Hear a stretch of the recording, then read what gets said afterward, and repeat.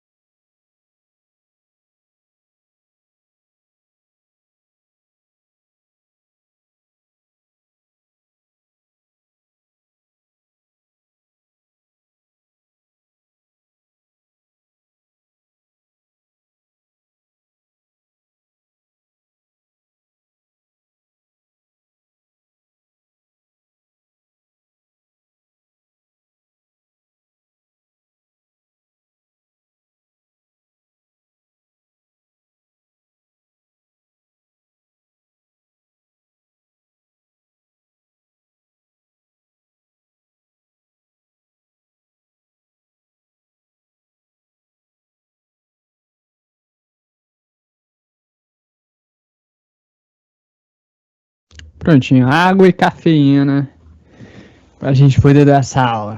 Vambora. Boa noite, Anônimo. Boa noite, Anne. Boa noite, Laris Pena.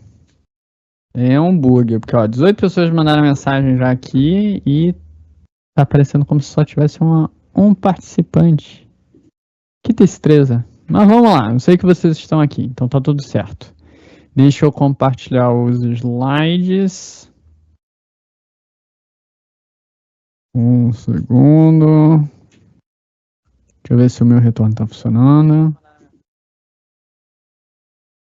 Tá. Tá, perfeito. Vamos lá.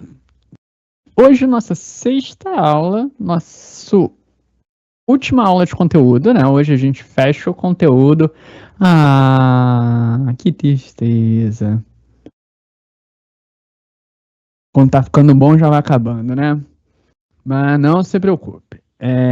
Semana que vem ainda tem aula, tem a nossa última aula, que é a aula de revisão. Eu vou fazer ao vivo também, né?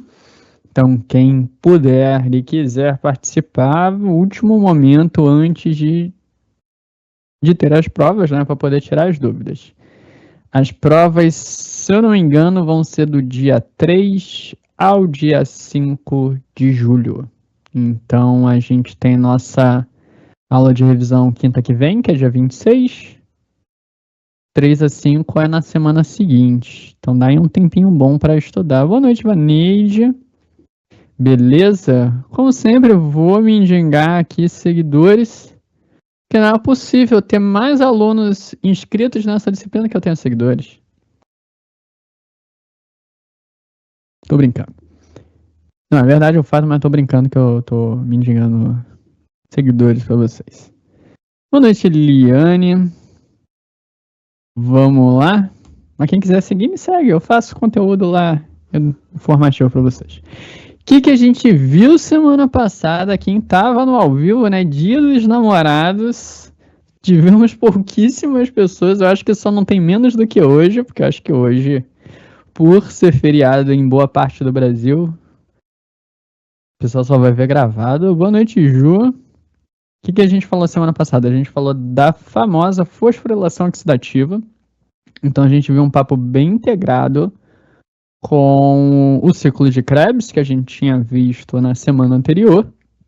Então a gente viu como todos aqueles elétrons, aqueles NADH, aquele FADH2, tudo aquilo que gera no ciclo de Krebs vai ser potencial para gerar um monte de ATP dentro da mitocôndria, né?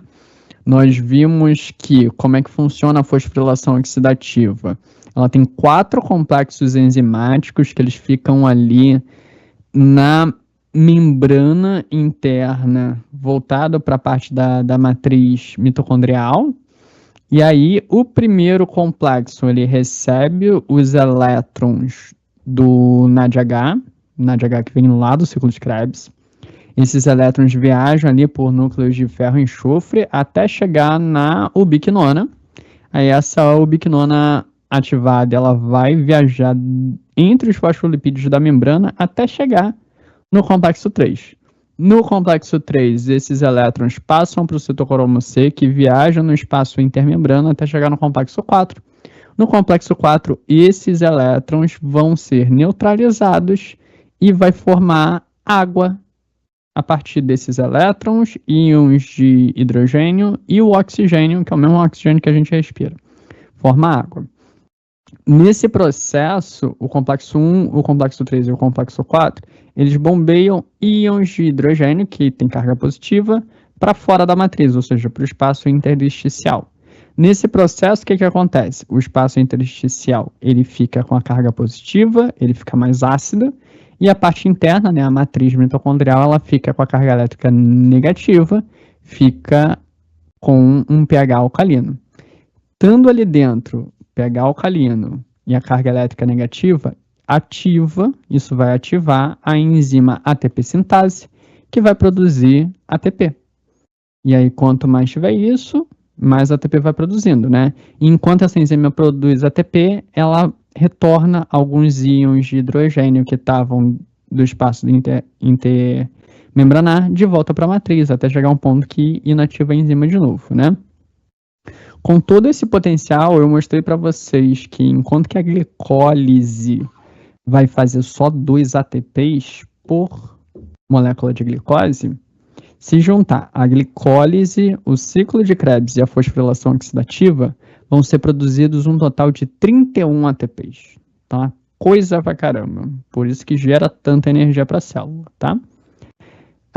E tem o complexo 2 também, né? Eu acabei não falando nele. Ele é a parte ali do succinato, é o FADH2, né? Ele não bombeia íons de hidrogênio para fora, igual o complexo 1, 3 e 4, mas ele também vai receber elétrons do FADH2, ao invés do NADH, passa por uma ubiquinona que viaja dentro da membrana até o complexo 3 e repete. Tudo igual. Beleza? A gente viu também a parte de integração metabólica. Então, vimos como as células do corpo acabam se conectando, como é que eles vão se comunicar. A gente descobriu, né, a gente aprendeu que tem umas moléculas que são responsáveis por essa sinalização e a gente chama elas de hormônios. E a gente viu que os hormônios são de vários tipos, né? Tanto pelo alcance, a gente pode dividir eles pelo alcance. A gente tem os hormônios endócrinos, aqueles que vão viajar pela corrente sanguínea, vão ser reconhecidos por células ao redor do corpo, como a insulina, como o glucagon, como a adrenalina, como a testosterona, como o estrogênio, como o T3, T4, como vários hormônios que a gente conhece, né? Eles são hormônios endócrinos. A gente tem hormônios parácrinos, ou seja, a célula glandular que produz esse hormônio libera ele e ele não vai para a corrente sanguínea, ele vai ficar ali na região mesmo, ele vai sinalizar para as células vizinhas. Os hormônios eicosanoides são assim. E a gente tem os hormônios autócrinos. O que são os hormônios autócrinos? São aqueles hormônios que eles vão sinalizar para a própria célula que está produzindo eles, né? Por isso que é autócrino, auto de ele mesmo, né? Então, ele sai da célula e vai ter um receptor nessa própria célula que saiu que vai reconhecer o próprio hormônio autócrino, né? E aí vai ser o suficiente. Exemplo de hormônio, interleucinas. Interleucinas são autócrinas, tá? Interleucina 1. Aí a gente viu que ainda tem um monte de coisa relacionada a isso. Beleza? Deixa eu ver aqui uma dúvida da Thay, que ela botou aqui um textão. Deixa eu ler aqui. Boa noite, professor. Na aula anterior, o senhor falou sobre os hormônios e deu os exemplos. Entre eles, me chamou a atenção da catecolamina, adrenalina, tirosina. No seminário, escolhemos o tema de alcaptonúria e o renato do metabolismo da tirosina. Esse exemplo que o senhor deu se enquadraria a ser abordado no seminário? Sim, ué. Tem um lugar que eu posso pesquisar sobre e abordar a apresentação no seminário ou não se encaixa nessa doença? Assim, a alcaptonúria é um erro inato do metabolismo da tirosina, né? Qual é a alteração que acontece? O que tem nessa doença que muda no metabolismo da tirosina, né? E como a gente viu, como você está mesmo falando, as catecolaminas são hormônios produzidos a partir da tirosina, então a gente deve ter uma relação, né? E aí, eu posso te dar mais detalhe disso, mas aí eu vou estar te contando o que é para fazer no teu trabalho. O que você pode pesquisar? Onde você pode pesquisar? Você pode pesquisar no Google Acadêmico. Vocês conhecem o Google Acadêmico?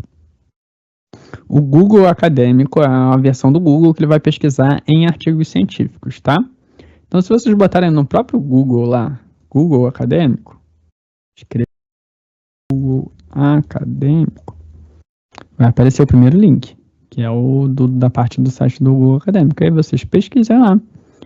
Vocês vão achar artigos científicos sobre o que você quiser. Dá para pesquisar em todos os idiomas. Em português vocês vão achar bastante coisa? Se pesquisarem em inglês, vão achar ainda mais coisa, tá? E como hoje em dia é fácil traduzir as coisas na internet, o próprio navegador traduz pra gente, então fica até mais fácil. Então pega algum artigo de revisão falando sobre o assunto, que vai ajudar a introduzir vocês. Beleza? Boa noite, Larissa. Boa noite, Daniele. Obrigado pelo feliz aniversário adiantado. Meu aniversário é daqui a 2 dias, no sábado, dia 21. Então, obrigado. Tô ficando velho, 34 anos. E é isso. Vamos lá. Vamos pro de hoje, que o de hoje ainda se comunica com o que a gente tava falando na semana... Nada, Thay. Do que a gente estava falando na semana passada, porque faz parte da mesma unidade, né? Da unidade 4, que é essa parte de integração. Então vamos lá. Falando dos tecidos se comunicando, né? Os órgãos, diferentes órgãos se comunicando pelo corpo através de hormônios, né? Essas substâncias que vão estar sinalizando alguma informação, a gente vai ver que o fígado ele vai ter um papel central. Érica falando, esse trabalho final substitui a prova? Não substitui a prova. A prova é prova, o trabalho faz parte esse trabalho final aí faz parte dos trabalhos feitos em aula prática, tá? Não substitui prova. Prova é prova.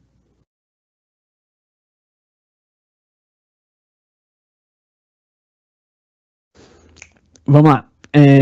O metabolismo integrado, né? O fígado ele vai ter esse papel central. O fígado ele vai ser responsável por integrar, interligar todo o metabolismo do corpo. Tudo vai passar em algum momento pelo fígado. Principalmente o metabolismo dos nutrientes, né? A gente falando de anabolismo, catabolismo, tudo isso vai passar pelo fígado e boas partes dessas reações catabólicas e anabólicas acontecem nos hepatócitos, que são as células do fígado, tá? O fígado, ele vai ser o órgão que vai estar recolhendo do sangue as moléculas para serem metabolizadas, sejam elas obtidas pela dieta ou excretadas por outra parte do corpo. Então, tudo que a gente consome, a gente comeu, se alimentou, foi absorvido no intestino, vai passar para o fígado antes de ir para a corrente sanguínea geral, tá? Eu vou falar isso hoje aqui. Vou mostrar um esquema para vocês, mas já adiantando, os nutrientes, a gente tem uma veia de conexão entre o intestino e o fígado, que se chama veia porta. Carboidrato, proteína e diversas moléculas passam por ali. A única exceção são os lipídios, que eles não vão passar pela veia porta, eles vão passar pelo sistema linfático, transportados por lipoproteínas, que são os quilomicrons que a gente já comentou, né, quando a gente falou de lipídios, tá?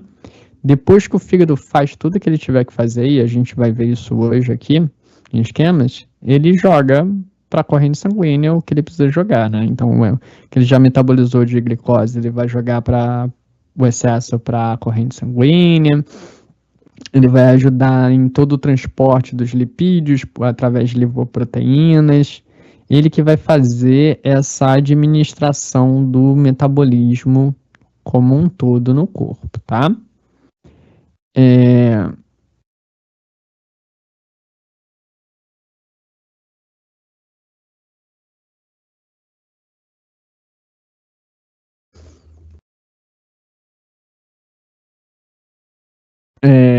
Então, o fígado vai fazer toda essa parte de anabolismo e de metabolismo, seja anabólico ou catabólico, no corpo inteiro, tá?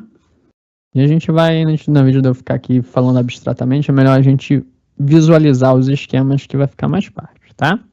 Falando de carboidrato, falando de glicídios, né? Sacarídeos em geral, né? O que o fígado faz, tá? O hepatócito é a célula do fígado, né? Cito significa célula, hepato é fígado, então o hepatócito é a célula do fígado, tá? É o principal tipo de célula do fígado. Igual no músculo a gente chama de miócito, no tecido adiposo a gente chama de adipócito, e por aí vai, tá? Então sempre vai terminar em cito esses tipos celulares. Então, hepatócito, a célula do fígado, né? Vai ser ali onde faz toda essa transformação metabólica que o fígado é responsável. Vocês vão reparar que dos transportadores de glicose que as células têm, o fígado tem um tipo especial, que é o GLUT2. Qual a diferença desses que o músculo, o tecido adiposo tem, por exemplo, que é o GLUT4? Ele permite que tenha uma difusão passiva e rápida da glicose, ou seja, o transportador já está ali na célula, ele não precisa daquela sinalização da insulina para poder estar ali. Então, a glicose vai conseguir entrar sempre nas células do fígado, sempre nos hepatócitos, porque tem GLUT2, tá? É diferente do GLUT4, que é aquele transportador, que é o que os músculos têm, que o tecido adiposo tem, que vários órgãos têm, que depende da ação da insulina para poder a célula botar o transportador na membrana. Então, com o GLUT2, o transportador, ele entra de forma rápida, tá? E fácil, tá? Mesmo numa concentração maior ou menor que estiver no sangue. A glicose vai entrar nos hepatócitos, ela vai ser fosforilada pela glicoquinase, aquela primeira enzima lá da glicólise, lembra? Formando glicose 6-fosfato. E aí, o que essa glicose 6-fosfato vai fazer? Pode ter vários caminhos, muitos caminhos. Ela pode simplesmente ser desfosforilada e ser jogada na corrente sanguínea, o que acontece bastante, inclusive, tanto no estado alimentado quanto no estado em jejum. Se está no estado alimentado, a pessoa acabou de se alimentar, entrou glicose pra caramba, né? Foi absorvida lá no intestino, passou pela veia porta, chegou no fígado. Essa glicose toda entrou aí pelo transportador de glicose, o GLUT2. Assim que ela entrou, ela foi fosforilada pela glicoquinase, formando glicose 6-fosfato. E aí, o que a célula do fígado vai fazer? vai repor os estoques de glicogênio. Lembra que eu comentei com vocês que durante o jejum, o fígado ele vai quebrando o estoque de glicogênio para lançar a glicose na corrente sanguínea para a gente não morrer de hipoglicemia. Então precisa, quando a gente se alimenta, né, o fígado precisa repor esses estoques, porque daqui a algumas horas a gente vai entrar em jejum. Então ele vai repor esses estoques no fígado, tá? Repôs todo o estoque, já está completo, porque esse estoque é finito, né? Ele não dá para a gente armazenar uma quantidade gigante, uma quantidade bem contida. O que ele vai começar a fazer?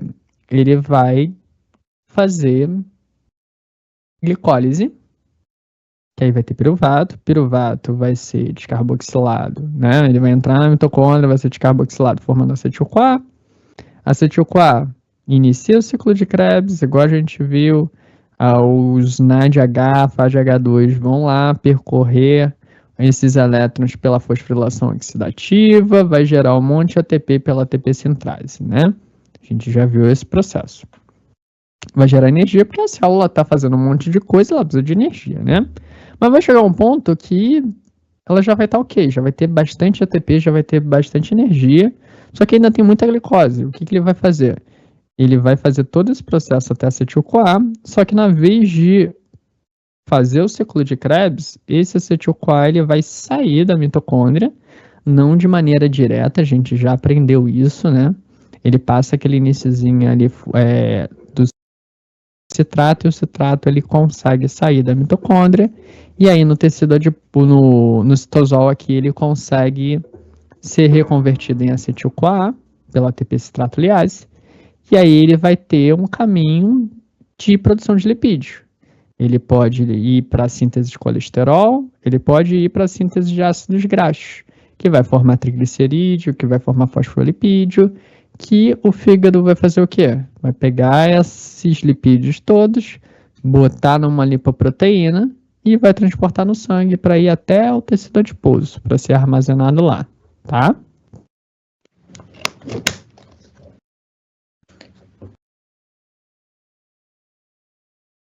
Então, a gente vê que essa glicose 6-fosfato, ela é uma encruzilhada ali do metabolismo dentro do hepatócito, né? Ela pode seguir para síntese de glicogênio, para a produção de energia na célula, dentro da mitocôndria ali, fosforilação oxidativa, gerar um monte de ATP. Pode formar esse acetil-CoA para poder fazer lipídio, fazer ácido graxo, triglicerídeo, colesterol. Pode ser, eu nem comentei, mas ele pode ser desviado para a via da pentose fosfato, que vai gerar NADPH também, e vai gerar ribose 5-fosfato para poder fazer nucleotídeo, para fazer, inclusive, RNA nesse processo, tá? DNA também. Vai formar esqueleto de carbono para isso. Ou pode ter o destino mais simples, que é ela ser desfosforilada para liberar essa glicose na corrente sanguínea. Então, muitos caminhos, isso geralmente acontece o tempo todo dentro do nosso fígado, tá? E os aminoácidos? O que a gente faz com os aminoácidos ali nos hepatócitos? Também vai ter vários caminhos que esses aminoácidos vão estar, né, tá? Geralmente eles vão vir da onde? Da reciclagem enzimática. Lembra que todas essas vias metabólicas são intermediadas por várias enzimas? Nem tudo está acontecendo ao mesmo tempo. Então, essas enzimas vão, quando não estão sendo usadas, muitas das vezes elas são todas quebradas para poder pegar os aminoácidos e fazer outras coisas, inclusive outras enzimas, tá? Ou outras proteínas estruturais, ou outros destinos, que é o que a gente vai ver aqui. Esses aminoácidos podem ir para síntese de proteínas, ali do fígado, que essas proteínas podem ser enzimas, podem ser proteínas estruturais. Essas proteínas podem ser proteínas plasmáticas, que vão ser liberadas no sangue, tá? A gente tem, por exemplo, a albumina sérica e um zilhão de proteínas plasmáticas que é liberada. Esses aminoácidos podem ser simplesmente liberados na corrente sanguínea para poder ir para outros órgãos do corpo, principalmente para os músculos, tá?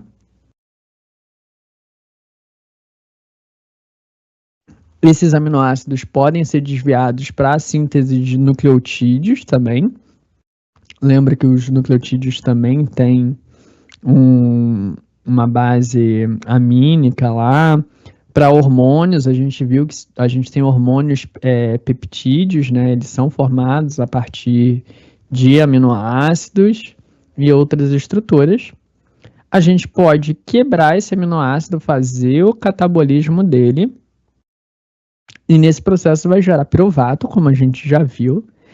E nessa de gerar piruvato, a parte do grupamento amino, que é o que tem o nitrogênio, ele é liberado na forma de o NH3 que forma ali é amônia. Amônia é tóxico, a gente já conversou sobre isso. E aí o que o fígado faz? Rapidamente ele faz uma via metabólica chamada ciclo da ureia, que vai formar ureia. Ureia é menos tóxica, essa ureia é liberada na corrente sanguínea para ser filtrada pelo rim e a gente eliminar na urina, tá?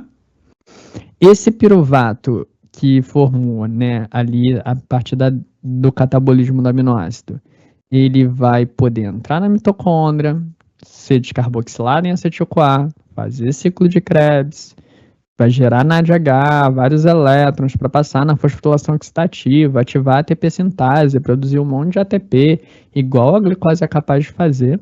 Isso vai acontecer geralmente quando a gente está num estado catabólico, tá? Que a gente está precisando de energia e o fígado vai fazer isso, você pode fazer isso a qualquer momento.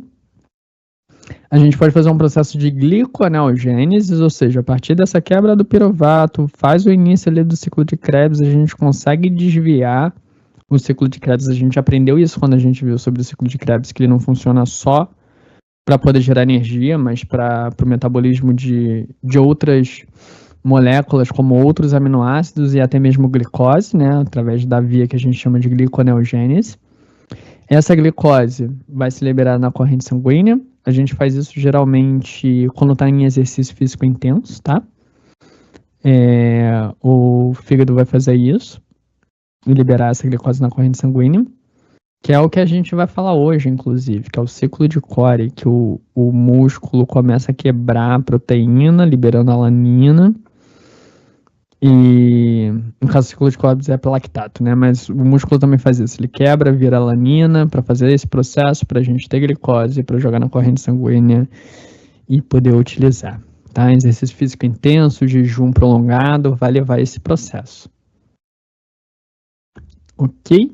E os lipídios? Os lipídios a gente meio que falou um pouco, né? Quando a gente falou de glicose ali no processo. Aqui nos aminoácidos eu acabei não falando, mas também, né? Como formou acetil-CoA, esse acetil-CoA pode ser desviado para fazer ácidos graxos. Então a gente consegue fazer isso também, né?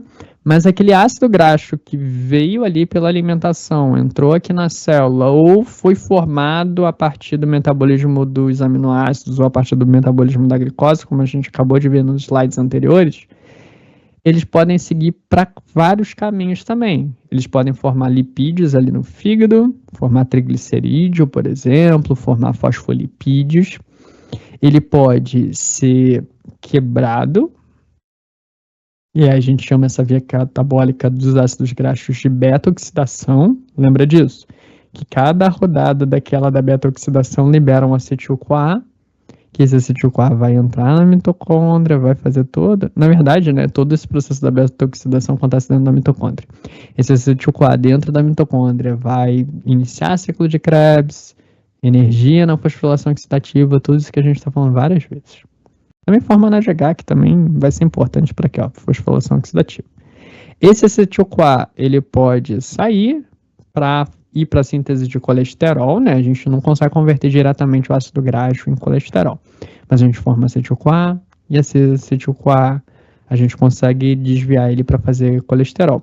E o fígado vai usar muito colesterol para fazer sais biliares, né? Os ácidos biliares, como a gente já conversou quando a gente falou de metabolismo de colesterol. Peraí.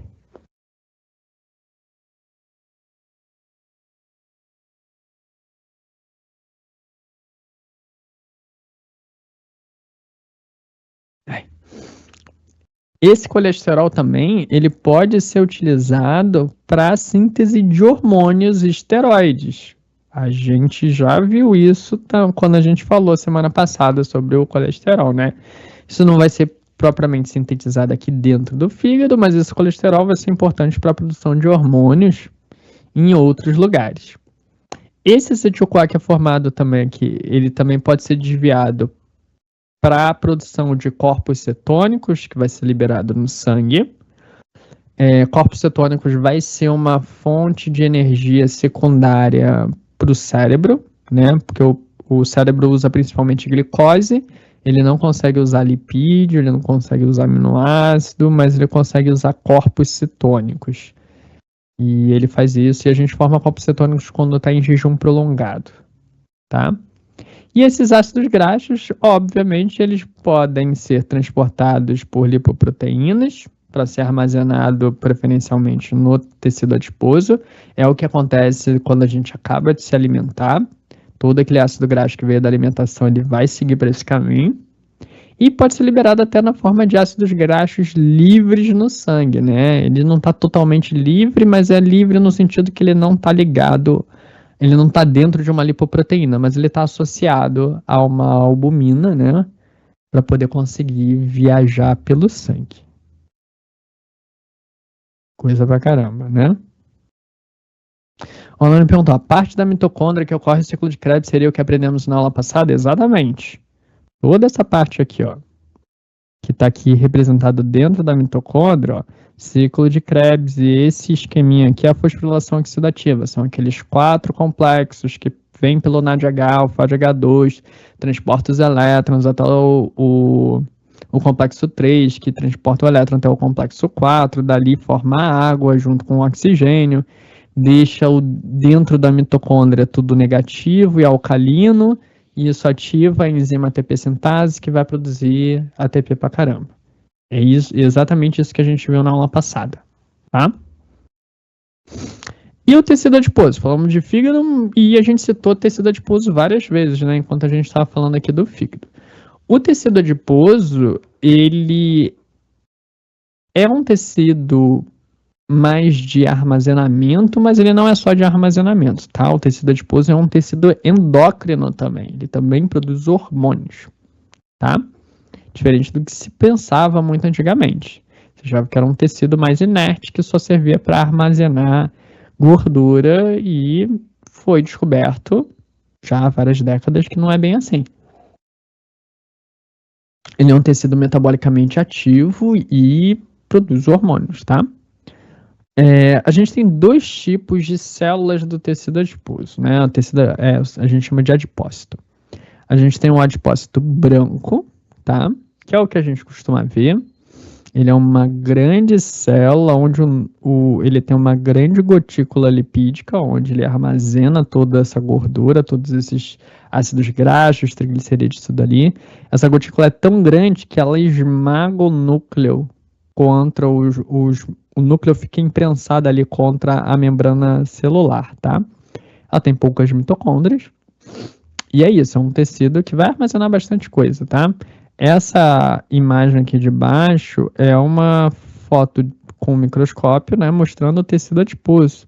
Tá vendo essa parte bem grandona branca aqui, ó? Isso é tudo acúmulo de lipídio. Tá vendo que tem umas bolinhas pequenas azuis? Isso é o núcleo que tá ali, ó, na beirada da célula, porque a gotícula de gordura é muito grande, tá? A gente tem outro tipo de tecido adiposo também, que a gente chama as células, né, a gente chama de adipócito marrom. E é marrom porque ele tem essa cor marrom mesmo, tá? Quando a gente pega o tecido adiposo cheio de adipócitos marrons, o tecido adiposo é marrom.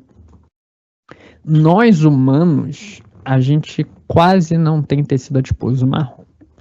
A gente tem quando é recém-nascido e a gente perde logo isso, tá? Outros animais possuem tecido adiposo marrom, principalmente aqueles que hibernam, então tem bastante. Roedores têm, né? O tanto que na pesquisa científica a gente usa muito camundongo e a gente consegue ver esse tecido adiposo porque ele é bem expressivo e tal, tá? qual é a diferença que eu acabei não falando desse tecido adiposo marrom, que além dele ser essa cor marrom? Ele não vai ter uma grande gotícula lipídica, na verdade ele vai ter várias gotículas pequenas, tá? Ele vai ter muitas mitocôndrias, muitas mitocôndrias. Então, metabolicamente, ele vai ser muito mais ativo do que um adipócito branco, tá? Aqui é uma foto também de microscópio. Então, essa parte mais escurinha aqui é tudo adipócito marrom ao redor de alguns adipócitos brancos. Tá vendo quando é mais escuro? Como ele tem bastante mitocôndria, além dele produzir muita energia, ele produz muito calor. E essa é a principal função dele, digamos assim, né? A regulação da termogênese. Então, principalmente quando o animal está exposto a frio, tem uma atividade muito maior no tecido adiposo marrom, né? E evolutivamente a gente pode ver porque nós humanos ainda temos isso quando somos recém-nascidos, para poder o controle térmico, né? Enquanto o bebê está se desenvolvendo ali, mas a gente acaba perdendo isso muito rapidamente, né? A gente só vai ter quando é recém-nascido mesmo, tá? E aí ele acaba sendo uma célula que vai ter um catabolismo muito maior. Né? Ele vai usar muito dessa gordura que está armazenada ali, desses lipídios, para poder gerar calor. Ok? No geral, o adipócito branco, que é o que a gente tem, então é o que a gente acaba comentando mais sobre eles, ele vai ser quase 2/3 dele composto por triglicerídeo, mas a gente ali vai ter ácido graxo, vai ter um monte de coisa. Tá? E isso é liberado quando a gente se alimenta, quando a gente está no estado alimentado, vai se utilizar esses lipídios que vieram lá da alimentação, vão passar pelo fígado, como a gente acabou de ver, eles são transportados por lipoproteínas até chegar no tecido adiposo e ali são armazenados. Para quando a gente entrar no estado catabólico, um estado de jejum, né? Isso vai acontecer algumas horas depois da gente ter se alimentado, que aí já os níveis de insulina descem, os níveis de glucagon sobem, a gente entra no estado catabólico, e aí a gente vai utilizar esse tecido adiposo, pegando esses triglicerídeos para serem transportados na corrente sanguínea, para o corpo poder utilizar, tá? O fígado vai utilizar esse lipídio, igual a gente viu aqui, para gerar energia, para gerar corpos cetônicos, né? Para a gente manter o cérebro ativo. E também o músculo, quando a gente está em exercício físico intenso, prolongado, ele também vai ser capaz de captar triglicerídeo para poder utilizar como fonte energética, tá?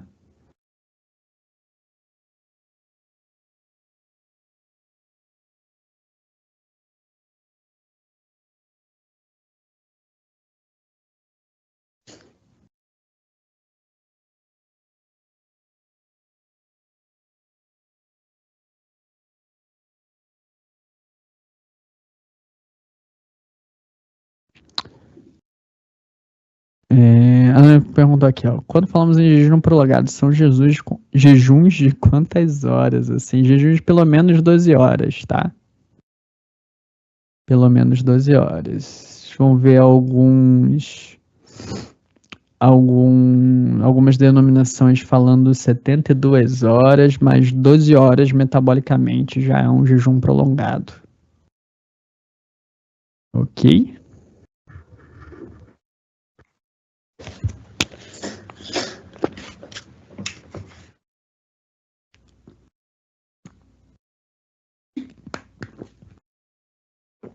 Tecido muscular, né? Ele vai ter um papel de comunicação muito grande aí com o tecido adiposo e com o tecido hepático também, né? Com o fígado. Por conta da alta demanda de energia, de nutrientes que esse tecido vai ter, né? E quando a gente está falando de tecido muscular aqui, a gente está falando praticamente de tecido estriado esquelético, tá? Os músculos propriamente dito que a gente está falando, porque a gente tem outros tipos de tecido muscular, como o tecido estriado cardíaco, que vai ser um músculo do coração. A gente tem o tecido não estriado liso, que é um tipo de tecido muscular que reveste outros órgãos, ele reveste todo o trato gastrointestinal, é o responsável por fazer a contração da peristalse, ele vai revestir as veias, as artérias para manter a pressão sanguínea, ele reveste bexiga urinária para poder fazer o esvaziamento e tudo. É outro tipo de célula, o formato é diferente, o metabolismo não é igual, ele tem suas próprias particularidades, né? Então, quando a gente está falando de tecido muscular aqui, na aula de hoje, a gente está falando de tecido estriado esquelético, tá? Os músculos que fazem as nossas movimentações. Os músculos que fazem a hipertrofia quando a gente faz exercício físico intenso, tá? É desse tipo de músculo que a gente está falando. Então, assim, esses músculos têm a função de quê? Né? De contração para poder ter o movimento, a biomecânica do corpo, né? Movimento corporal, levantamento de carga, esse tipo de coisa. Para fazer isso, precisa-se de energia, de ATP, porque a contração é feita por um esquema de dois tipos de proteínas contráteis, a actina e a miosina, que elas vão passar igual duas engrenagens assim, elas vão fazer assim, o que faz o músculo contrair, tá? Quando a gente tem a hipertrofia muscular, significa que a célula do músculo, o miócito, ele construiu mais proteínas contráteis, por isso que ele aumenta de tamanho. Não é que ele faz mais células de músculos, mas as células ficam maiores porque tem mais proteínas contráteis ali, tá? E aí o que eu quero mostrar para vocês, agora que eu já fiz essa pequena introdução, é que essas fibras musculares a gente pode dividir em dois tipos principais, tá? Porque eles têm um perfil metabólico diferente, tá? E fisiologicamente, por conta disso, também são diferentes. A gente tem as do tipo 1, que são de contração lenta, em que a energia é produzida por fosforilação oxidativa, são fibras mais resistentes à fadiga, elas são ricas em mitocôndrias e vasos sanguíneos, tá? A gente chama isso também popularmente das fibras vermelhas, tá? Essa do tipo 1. Por quê? Ela é mais irrigada por vasos sanguíneos, por isso que ela tem essa coloração vermelha. Ela, por conta disso, ela recebe mais nutrientes e, como elas têm muito mais mitocôndrias, elas conseguem gerar muito mais ATP, muito mais energia. Então, ele consegue ter a mesma energia tendo um volume menor, tá? Eu não vou precisar ter tanta fibra assim, eu vou conseguir fazer com um volume menor a mesma quantidade de energia, tá? Porque quando eu produzir, como tem muita mitocôndria, vai produzir uma quantidade muito grande de ATP, tá? Ela é muito irrigada, então ela vai receber muito oxigênio. Lembra que mitocôndria depende de oxigênio para poder funcionar, fazer a fosforilação oxidativa, gerar toda aquela energia que a gente viu, todo aquele ATP. E receber os nutrientes disso, né? Receber glicose da corrente sanguínea, receber ácido graxo, receber aminoácido, tudo isso. Ela é mais lenta porque todo esse processo de fazer glicólise, beta-oxidação, ciclos de Krebs, fosforilação oxidativa, leva mais tempo. Mas, metabolicamente, é mais vantajoso, porque a produção de energia de ATP vai ser muito maior. Muito maior. Então, compensa. Demora um pouco mais, mas compensa, tá? A do tipo 2, ela é diferente. Ela é de contração rápida, que a gente chama. Ela consome mais ATP do que ela produz, porque ela produz pouco ATP. Ela tem poucas mitocôndrias. Como ela tem poucas mitocôndrias, ela tem uma necessidade menor de oxigenação. Logo, ela vai ser menos irrigada por vasos sanguíneos, vai ter menos vasos sanguíneos ali. Por isso que ela é mais descolorada. Por isso, popularmente, a gente chama de fibra muscular branca, tá? Por conta disso, tá? Então, assim, o ATP que vai ser gerado é pouco. Lembra que a glicólise sozinha gera só 2 ATPs? E aí, na falta de oxigênio, o que a gente faz com o piruvato? Forma lactato, né? Não gera mais nenhum ATP disso. Então, ela precisa de um volume muito maior para poder conseguir gerar a mesma quantidade de ATP do que a tipo 1 faz, né? Então, assim, botando em exemplos práticos que vão fazer vocês entenderem melhor.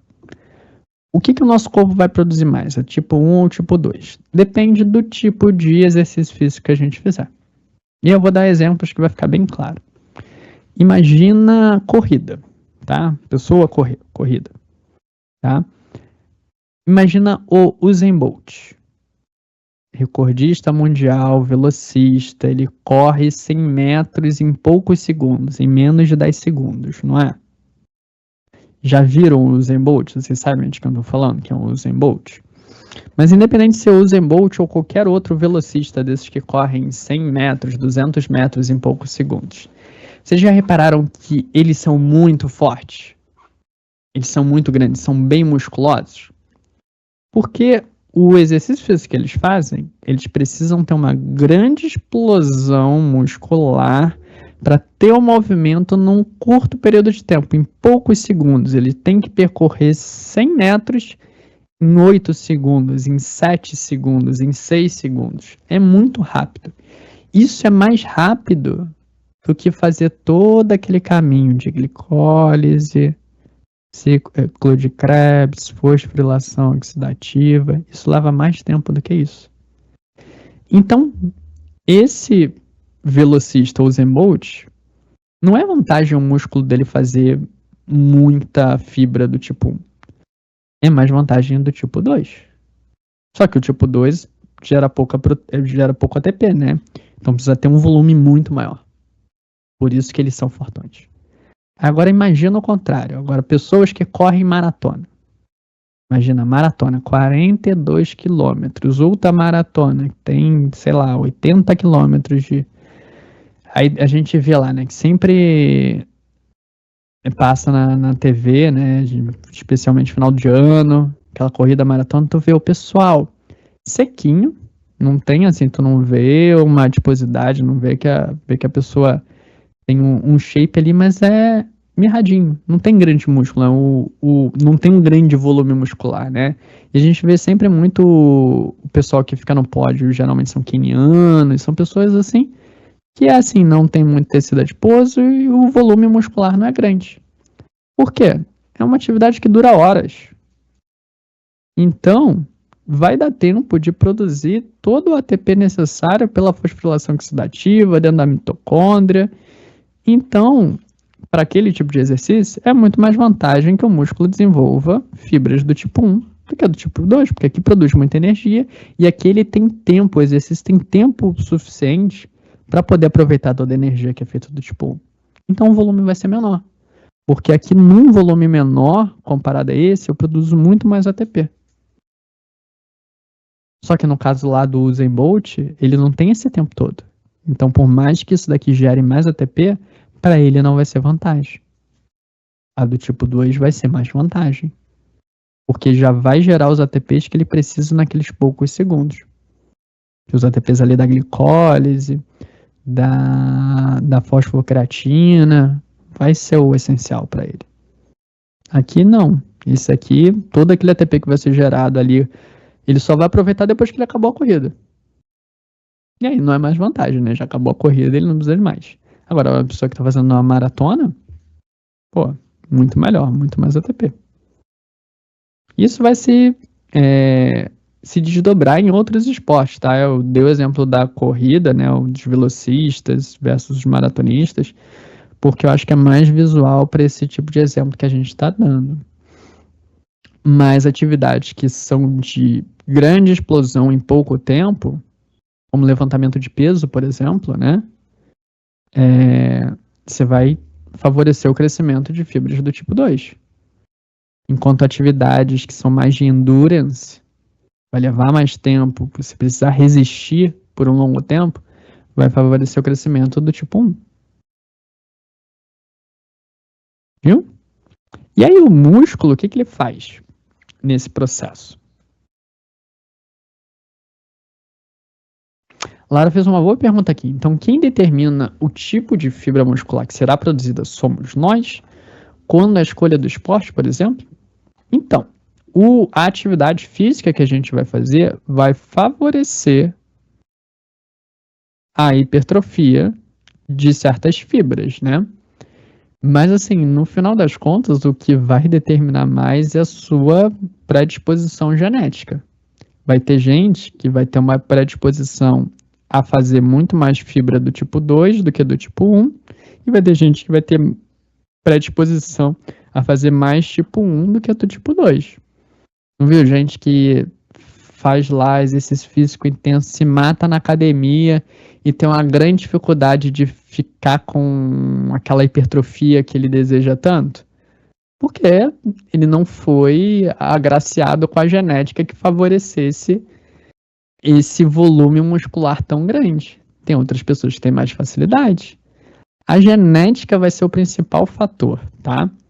Porque ela vai determinar o que você tem mais facilidade de hipertrofiar, tipo 1 ou tipo 2.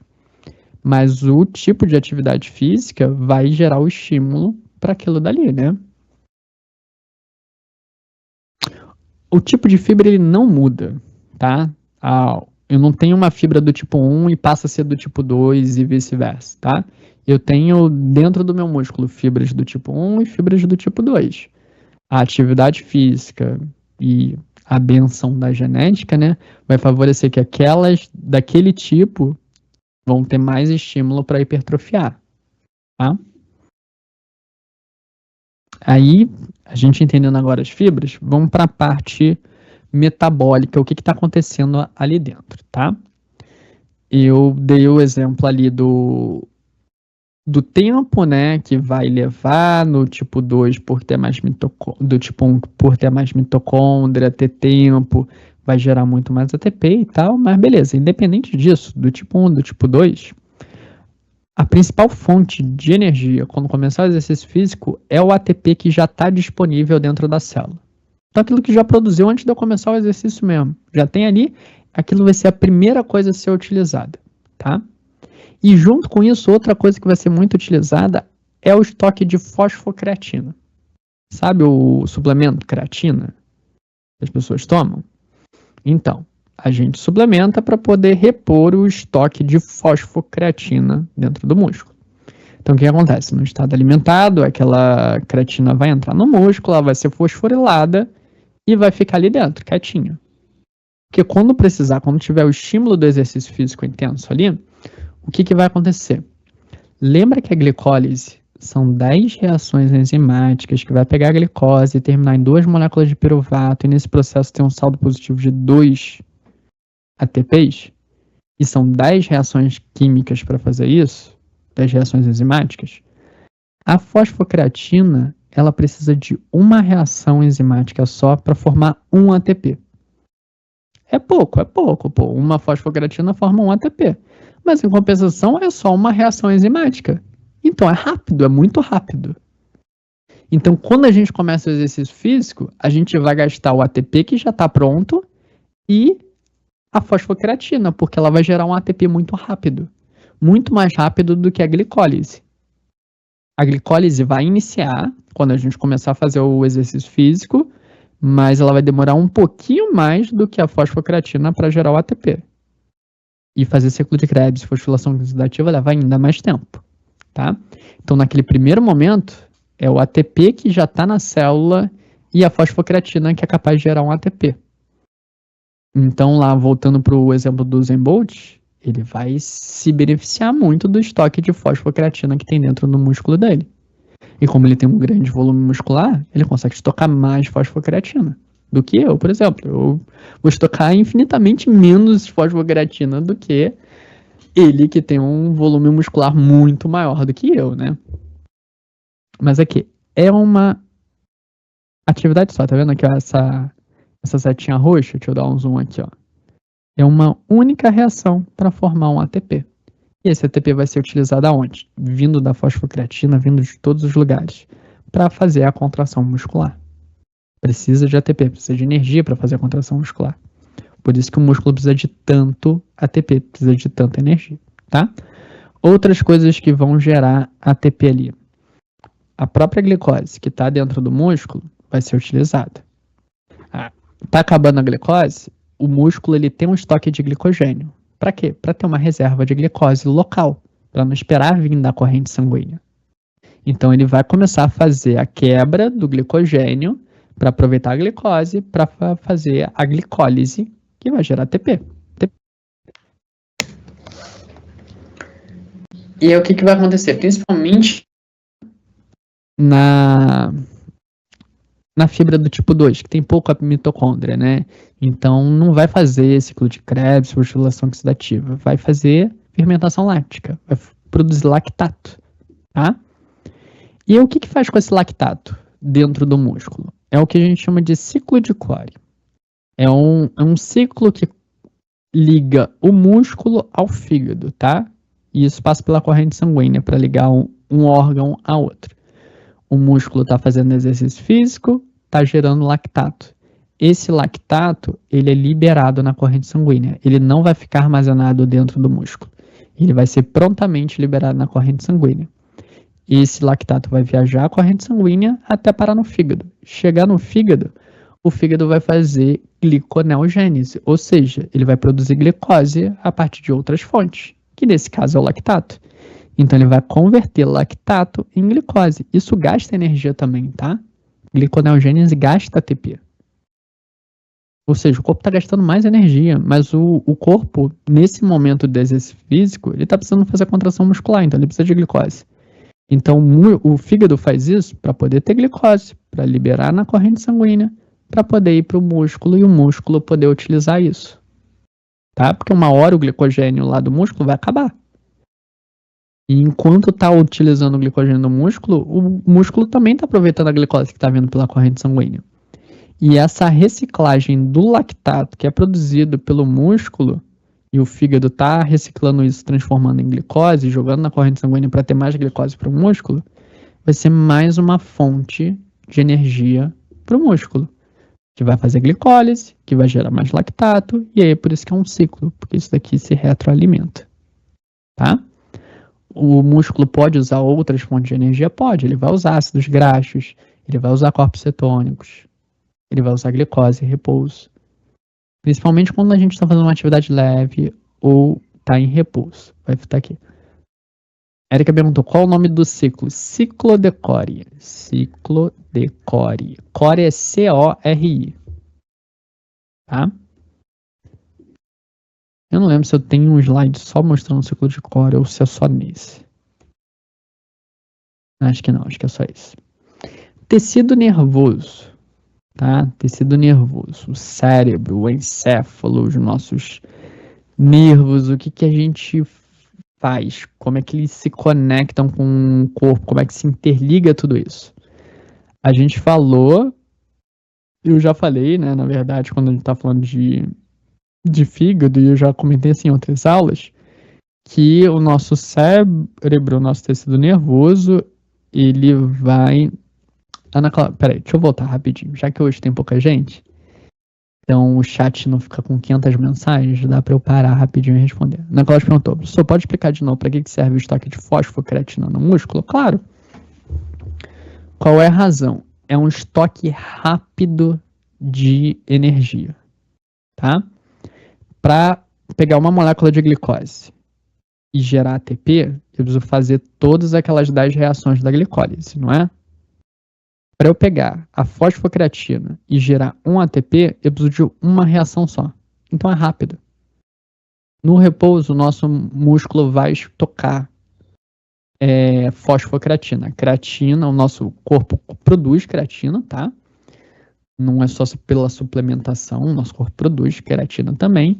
E ele armazena na forma de fosfocreatina. Então, uma creatina com um fosfato ali ligado. E aí, o que precisa para poder gerar o ATP? Eu tirar esse fosfato que está ligado na creatina e ligar num ADP, formando um ATP. Então, por isso que é muito rápido, tá? É um estoque imediato. É um estoque pequeno, porque a gente não tem um estoque grande de fosfocreatina, tá? Claro que uma pessoa com um volume muscular vai ter um estoque muito maior do que o meu, por exemplo. Uma pessoa muito forte vai ter muito mais, muito grande, né, que eu quero dizer. Volume muscular muito grande, vai ter um estoque maior de fosfocreatina do que eu, porque tem um volume muscular maior, então consegue armazenar mais fosfocreatina.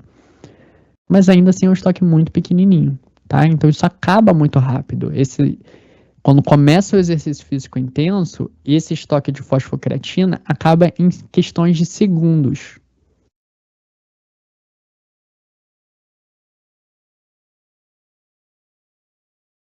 Bicarbonato de sódio não vai gerar ATP, não tem nada a ver, Christian. Não faz ATP, tá? Bicarbonato de sódio. Então não, só a creatina mesmo, né? A fosfocreatina no caso, que é o que a gente armazena.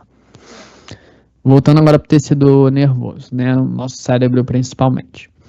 O que ele vai usar de fonte de energia? Glicose, principalmente glicose.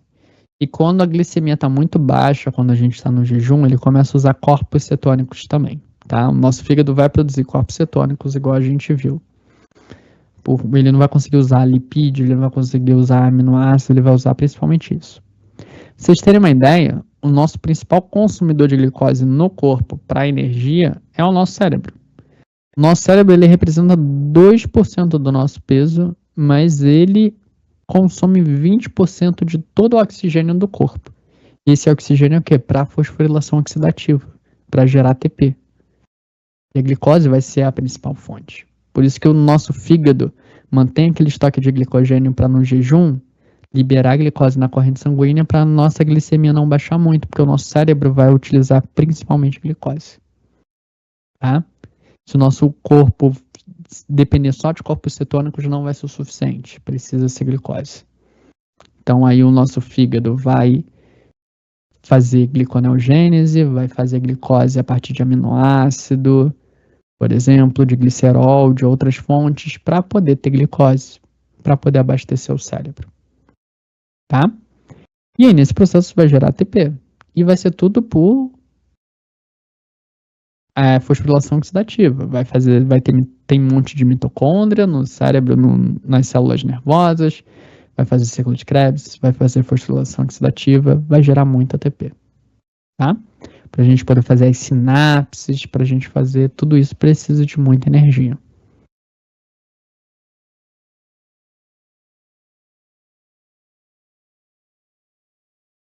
Aqui, ó. O Anônimo fez uma pergunta muito interessante. Quando a pessoa tem síndrome metabólica, glicose alta, alteração do fígado, etc., refletida nos exames sanguíneos, uma das orientações médicas é exercício físico. Seria para tentar reequilibrar? De certa forma, sim. E eu posso explicar para vocês de uma forma simples de como o exercício físico ajuda, tá? O exercício físico, ele vai aumentar uma molécula dentro da célula chamada AMPK. AMPK, ele vai ser um daqueles mensageiros secundários de hormônios, certo? E a função dele, uma das funções, e mais a principal função nesse caso que a gente está desejando, é que ele vai fazer com que aumente a sensibilidade à insulina. Então, geralmente, quando a pessoa está com síndrome metabólica, ela tem resistência à insulina, né? Tem a insulina, mas as células do corpo não respondem bem à insulina. O exercício físico aumenta a sensibilidade à insulina. A célula começa a ficar mais sensível, ela vai perdendo aquela resistência que ela tinha à insulina. Com isso, ela vai botar mais transportadores de glicose para fora, vai fazer com que mais glicose seja internalizada ali para o músculo, melhora o quadro de diabetes, de síndrome metabólica. Por isso que o exercício físico é tão interessante para quem é diabético, para quem tem síndrome metabólica, porque é uma das medidas que a gente consegue melhorar esse quadro, porque vai aumentar a sensibilidade à insulina.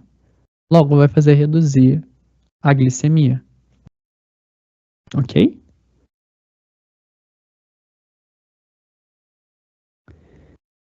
E o tecido sanguíneo, né? A gente está falando de sangue o tempo todo, e o sangue tem um papel fundamental em conectar todos esses órgãos, tá? Ele vai transportar todos esses nutrientes, vai transportar tudo isso. Como é que o sangue ele é formado, tá? Metade do sangue basicamente é formado por células, e a gente vai ter ali principalmente os eritrócitos. Eritrócitos também são chamados de hemácias, também são chamados de glóbulos vermelhos. São as células que transportam os gases respiratórios, oxigênio e gás carbônico, tá? A gente tem outras células também. A gente tem as células ali, os leucócitos, que também são chamados de glóbulos brancos, que são as células do nosso sistema imune. E a gente tem as plaquetas, que funcionam na parte de cicatrização, né? E outras funções que as plaquetas têm também. E no plasma, né? Ou seja, a parte do sangue sem as células, a gente tem principalmente a água, né? Parece meio óbvio. E a gente vai ter outras coisas ali. A gente vai ter alguns componentes inorgânicos, então a gente tem ali cloreto de sódio, bicarbonato, fosfato, cloreto de cálcio, cloreto de magnésio, cloreto de potássio. A gente tem um monte de sais ali. A gente tem moléculas orgânicas, como glicose, aminoácido, lactato, piruvato, corpo cetônico, citrato, ureia, ácido úrico, tudo que a gente está falando que é transportado pelo sangue, né? Todos esses metabólitos. Além das proteínas plasmáticas, que vão ser a maior parte dessas moléculas que estão no plasma sanguíneo, né? E a maior parte ali, na verdade, vai ser as lipoproteínas. Vai ser VLDL, LDL, IDL, HDL. Vai ter imunoglobulinas também, que tem um papel muito importante no sistema imune. Fibrinogênio, protomombrina, proteínas especializadas em transporte, transferrina, albumina, várias proteínas, né? E o sangue vai ser esse grande tecido que não tem uma estrutura rígida, né, como os outros tecidos, ele é fluido, ele é líquido, e ele vai estar tendo essa grande função de transporte de todas essas substâncias pelo corpo e conectando todos os órgãos dessa maneira, tá? Tendo um papel fundamental no nosso metabolismo. Então, se a gente olhar aqui, ó, vamos dar um zoom aqui, como é que todos esses órgãos estão conectados no corpo, tá? O encéfalo, principalmente o cérebro, né, que compõe ali, ele vai usar energia como? Para que ele precisa de tanta glicose? Para que ele precisa de tanto ATP? Para poder fazer o transporte de íons, para manter o potencial de membrana, ou seja, fazer as sinapses. Precisa de ATP para isso, precisa de energia para poder fazer isso, né? E a sinapse acontece por conta dessa carga elétrica que está passando ali pelos neurônios. E para fazer essa carga elétrica tem transporte de íons mantendo um potencial de membrana. Quando vocês estiverem em biologia dos tecidos, vocês vão ver no microscópio esses neurônios e vai ver essas estruturas, isso é bem legal.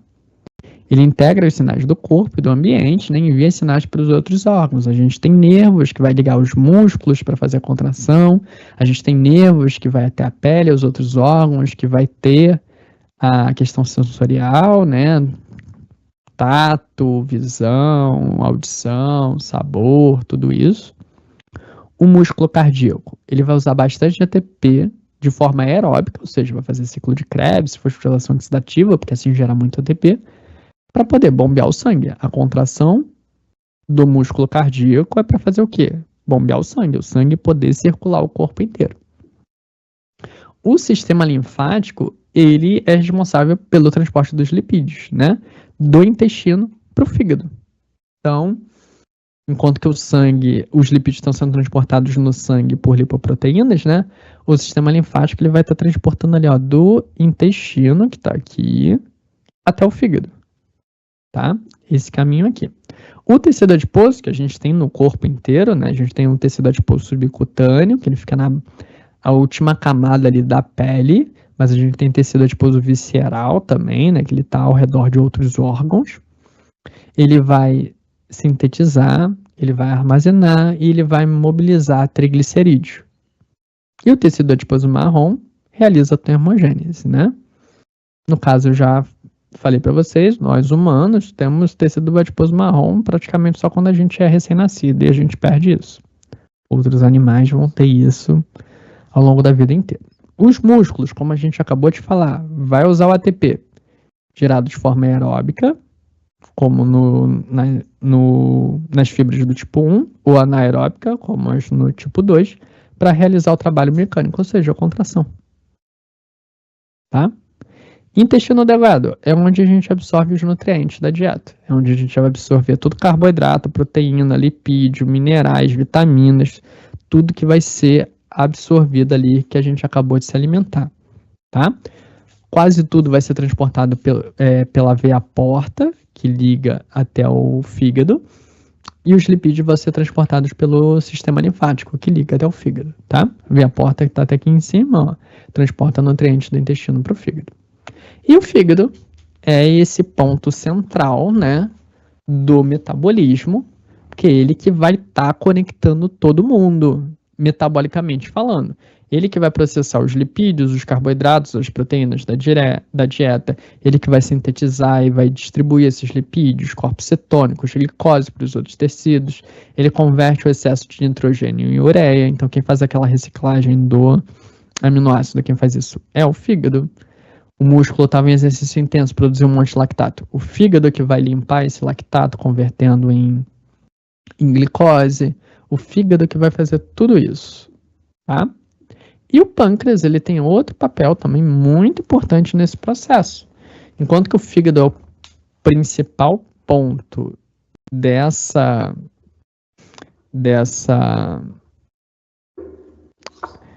integração metabólica, né? O pâncreas vai ser o principal órgão hormonal, digamos assim, que vai estar auxiliando isso. Porque o pâncreas que vai estar basicamente ali fazendo a liberação de insulina, a produção e a liberação de insulina para a gente entrar num estado anabólico. E quando a insulina cai, ele produz, libera o glucagon para a gente entrar num estado catabólico. Então ele faz essa regulação do anabolismo e do catabolismo, né? Enquanto o fígado lida com todos os processos, o pâncreas que está ditando o anabolismo e o catabolismo por conta da produção dos hormônios dele, né? A insulina e o glucagon. Que tipo de exame se faz para ver se o fígado está bem? Depende do que você quer ver, tá? E depende do que seja suspeito, tá? Mas para te dar uma resposta mais simples, AST e ALT, a gente vê função hepática. Por quê? Se tá alta a AST/ALT, significa que o fígado tá com alguma questão que precisa ser investigada, tá? Anônimo, por que a pessoa tem diabetes pode ter alteração nos exames da creatinina? Creatinina é outra história. Por mais que o nome seja parecido com creatina, creatinina tem outra função. O que a creatinina é, na verdade? Ela é produzida, ela é um residual, né, do músculo, do metabolismo da creatina, né? Mas a gente vê principalmente ali para ver a função renal, porque os nossos rins precisa eliminar, ele vai eliminar a creatinina, e se a creatinina está alta, significa que os nossos rins não estão funcionando como deveria estar funcionando, tá? Então, por mais que ele seja um metabólito da creatina, a gente vê os níveis de creatinina para poder ver a função renal. Beleza? Vamos continuar que não acabou não, tem bastante coisa ainda para ver. Como é que a gente faz essa regulação metabólica durante a alimentação, né? A gente vai falar agora do estado alimentado, do estado de jejum prolongado, tudo isso. Eu já meio que falei ao longo da aula de hoje, se tem alguns momentos das outras aulas, mas um dos principais pontos aqui é a insulina, né? A gente já aprendeu sobre a insulina na aula passada. A gente já aprendeu que a insulina ela é liberada quando a gente está no estado alimentado, mas como é que o nosso pâncreas faz isso? Como é que ele libera ali a insulina? Como é que isso funciona, na verdade? Como é que o nosso pâncreas sabe que ele precisa liberar a insulina? Tá? Quem produz a insulina dentro do pâncreas é um tipo de célula no pâncreas. É um tipo de célula bem pequenininha, tá? E ela é a minoria das células que tem no pâncreas. É uma célula que chama célula beta, tá? A gente vai ver em alguns lugares chamando beta pancreática ou célula beta do pâncreas, mas essa é essa célula. Ela produz a insulina e essa insulina fica armazenada dentro da célula, dentro desses grânulos aqui, tá? Como é que a célula beta pancreática sabe que precisa liberar insulina? Ela vai ter transportador de glicose GLUT2, igual aquele do fígado, que não depende de insulina, né? O que aqui faz muito sentido, né? Se ela é a célula que libera insulina e ela precisa de glicose para liberar insulina, então não pode ser uma coisa que dependa de insulina, né? Faz sentido. E aí, como esse transportador ele é por difusão facilitada, a glicose consegue entrar facilmente. Ela é fosforilada, faz glicólise, faz ciclo de Krebs, faz fosforilação oxidativa, aumenta a ATP. Aumentando a ATP dentro da célula é o estímulo para que canais de potássio dependentes de ATP, ou seja, canais de potássio que dependem da produção de ATP, eles são bloqueados. Então, a célula para de deixar potássio sair. Isso vai fazer com que a membrana da célula seja despolarizada, porque os íons de cálcio não estão saindo mais. E aí faz o quê? Íon de cálcio começa a abrir para poder deixar cálcio entrar. Cálcio entrando na célula beta é o estímulo para que esses grânulos que têm insulina aqui secretem insulina. Então é basicamente isso. O que faz um pouco de sentido, né? Se a gente precisa de insulina quando entra muita glicose, então entrando muita glicose na célula, vai passar por todo aquele processo de gerar ATP através do ciclo de Krebs, fosforilação oxidativa. Muita ATP vai fazer uma mudança na polarização da membrana da célula, que vai fazer com que deixe de sair potássio e entre cálcio. Aumentou cálcio, faz com que a insulina seja liberada. Ou seja, indiretamente entrou glicose, vai ter toda essa sinalização para liberar a insulina. Maneiro, né? Giovana falou aqui, professor, tenho resistência à insulina por ficar muito tempo sem comer. Depois de alguns meses repetindo o ato, eu descobri a resistência. Por que isso aconteceu? Cara, daria uma aula inteira só da gente falando exatamente disso. Mas é por conta de toda a questão de sinalização interna da célula por conta da resposta à insulina, que vai levar à resistência à insulina. Quando a gente fica num jejum prolongado por muito tempo, vai ter algumas alterações, principalmente no metabolismo lipídico, que vai levar a essas alterações dentro da célula, fazendo com que a célula fique menos sensível à resposta da insulina. Isso é muito complicado, na verdade não é uma coisa simples, é difícil até eu simplificar para explicar para vocês, e depende de muitos fatores, não é uma coisa simples. Isso seria facilmente uma aula de pós-graduação que eu teria que dar para vocês.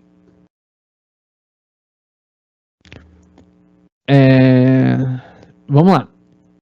E aí, o que acontece toda essa resposta à insulina? A gente já falou que, insulina aumenta, quando aumenta a glicose, isso faz com que as células reconheçam a insulina, bote o transportador de glicose, que é o GLUT4, para poder essa glicose entrar e diminuir a glicemia, né?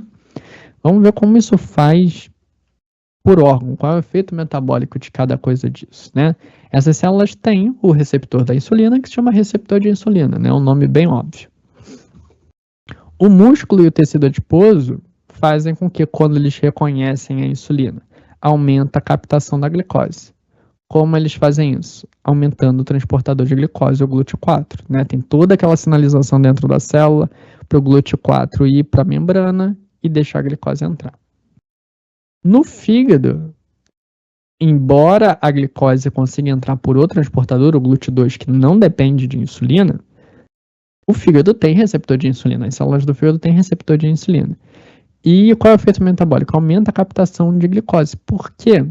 O receptor de insulina, além de levar o transportador de glicose, no fígado, ele faz um aumento da expressão daquela primeira enzima da glicólise, a glicoquinase, para pegar a glicose e formar a glicose 6-fosfato. Então vai aumentar a expressão dessa enzima. que vai fazer com que aumente a captação da glicose, tá? No fígado também vai fazer com que aumente a síntese de glicogênio, assim como o músculo.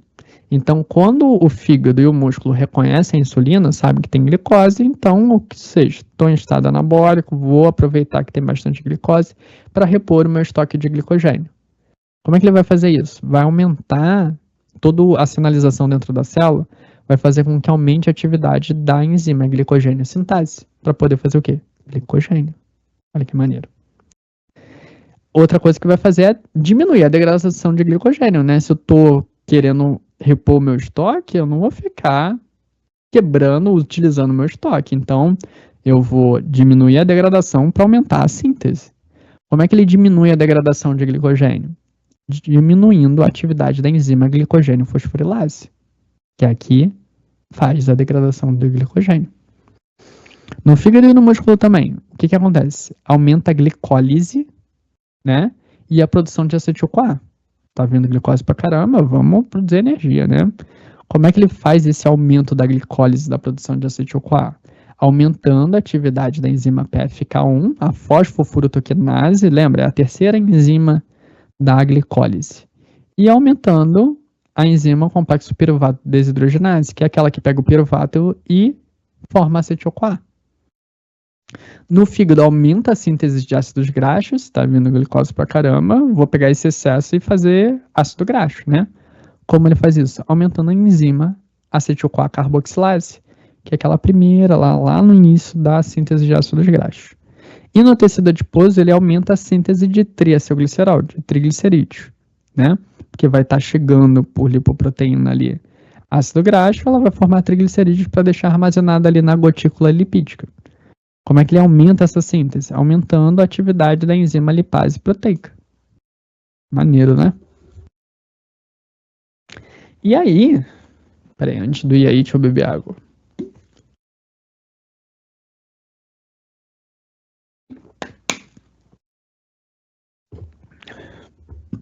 E aí, como é que isso é no corpo inteiro? Como é que faz essa ligação? O que vai acontecer? A gente se alimentou, né? Se alimentou, o que acontece? Entrou glicose, aminoácido, gordura lá pro fígado, né? Glicose e aminoácido vai vir ali pela via porta até o fígado. E o que acontece? O pâncreas vai ver que está tendo um monte de glicose, porque vai entrar um monte de glicose no pâncreas pelo GLUT2, como a gente acabou de ver no slide ali, alguns slides atrás. Que vai fazer o quê? Todo aquele processo que vai culminar na liberação da insulina. A insulina vai ser reconhecida pelo cérebro, pelo tecido adiposo, pelo músculo, pelo fígado. Vai fazer todos esses efeitos metabólicos aqui que a gente acabou de falar. O fígado vai fazer o quê? Que essa glicose seja liberada para a corrente sanguínea, que repõe os estoques de glicogênio, né, aumentando a síntese de glicogênio e diminuindo a degradação de glicogênio, aumentando a glicólise e a formação de acetil-CoA, fazendo a capiruvata, acetil-CoA, que vai fazer o quê? Gera energia nesse processo. E todo o excesso ali, quando gera mais energia, já não tem mais energia para gerar, o fígado já está cheio de ATP, ele vai começar a fazer o quê? Aquele acetil-CoA todo formado vai ser desviado para a síntese de ácidos graxos, formar triglicerídeos, vai ser transportado em lipoproteína VLDL, que vai viajar até o tecido adiposo para ser armazenado lá. Tá? Boa parte daquela glicose que foi para a corrente sanguínea, né? Que primeiro entra no fígado e depois o fígado joga para a corrente sanguínea em geral. Vai para o cérebro, como a gente viu, o tecido nervoso é o principal consumidor de glicose. Uma pequena parte vai para tecido adiposo, uma pequena parte vai para músculo também, tá? E os aminoácidos, que também vieram na alimentação, vai passar por aquele processo de parte vai ser jogado na corrente sanguínea, parte vai ser utilizada ali no fígado, e é isso aí. Isso é o estado alimentado. Quando a gente se alimenta, a gente acabou de comer, é isso que vai acontecer ali, né? Então, naqueles primeiros minutos, aquela primeira hora ali, isso tudo vai estar acontecendo.